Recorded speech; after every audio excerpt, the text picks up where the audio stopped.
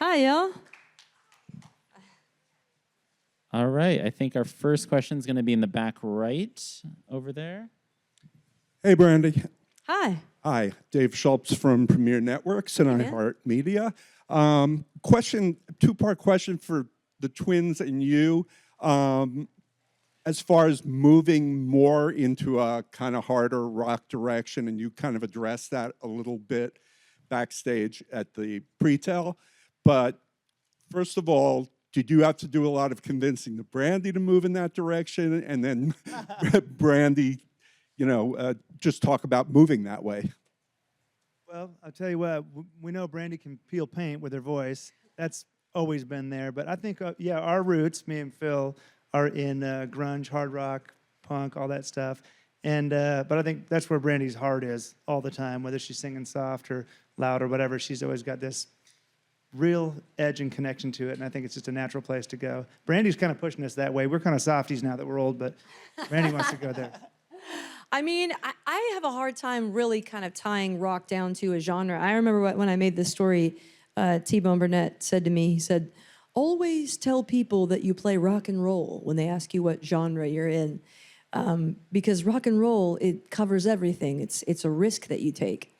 And I think now that I've spent all these years on the road, I understand that like rock and roll is a feeling that you get, that the listener gets when the band is really taking a risk with their instruments, with their bodies, with their voices, and it's on the edge of catastrophe at all times. And so when it works out, it's just a miracle.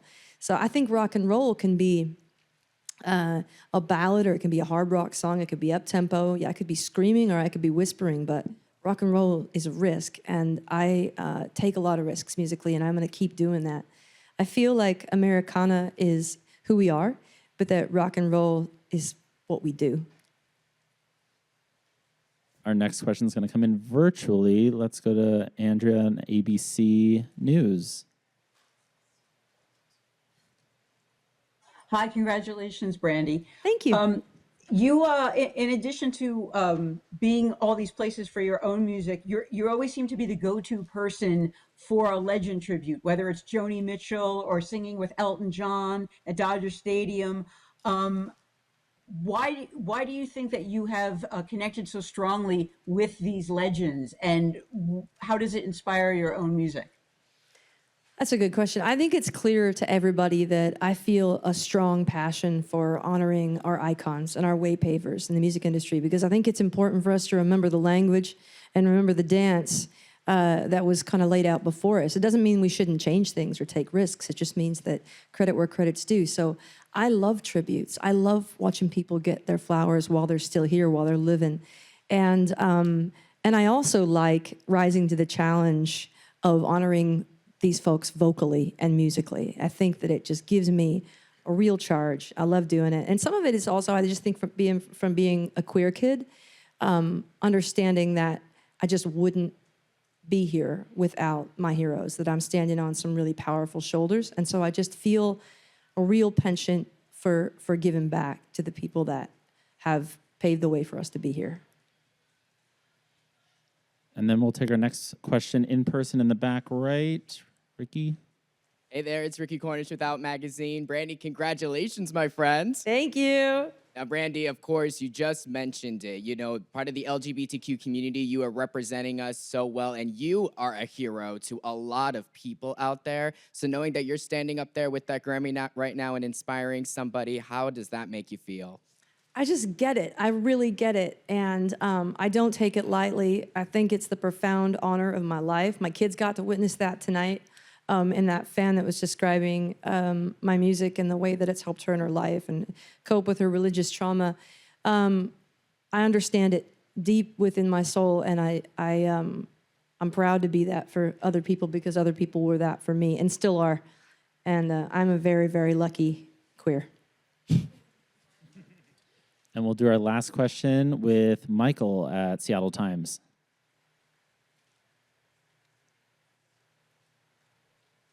Hey, Brandy, Tim, Phil. Hey. Hey, Michael. Congratulations, y'all. Thank you. You know, earlier today, you mentioned, when you were accepting the first Rock Award, you're talking about, thanking to kind of the Seattle that made you want to strive and kind of reach for this. I was wondering if you could talk a little bit more about what was on your mind when you were saying that, and kind of the Seattle influence, especially when it comes to winning in the rock categories. I was thinking about all those great venues, the Sit and Spin and the Rock Candy. I was thinking about Pike Place Market. I was thinking about Matt over at Easy Street Records.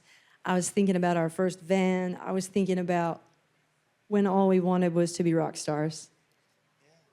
What were you guys thinking about? First show I ever went to when we were kids was Nirvana. That's the first concert I ever went to in Seattle. Then I got my license, took my girlfriend down to the OK Hotel to see a punk show. I mean, from there, it would take me all night to just talk about Seattle and what it means to me. And we're lucky enough to live in a city that had this big grunge thing going on. So when we started a band, there was a ton of like venues that would let small bands come in and just play for 2 people, 3 people, for beer, for steaks or whatever. And yeah, so proud to be from there. And the waypavers, our rock and roll waypavers from our city are generous. They were opening up for smaller bands. They were letting artists get up and sing with them. They were paying for their studio sessions. I mean, Soundgarden and Pearl Jam have been such champions and heroes of ours, from the beginning. So I was really thinking about them when we got this award, and it really felt like a realization of some big, big dreams. We're bringing it home to the 206. And how big? Real quick follow up. How big is that bonfire going to be when you get back up here? That bonfire? Well, don't tell the neighbors, but about 25 feet high. Amazing. Congratulations, all 3 of you, Brandy, Tim, and Phil. Thank you so much. Thank you. Thank you. Big round of applause. Let's Thanks, hear you it. guys.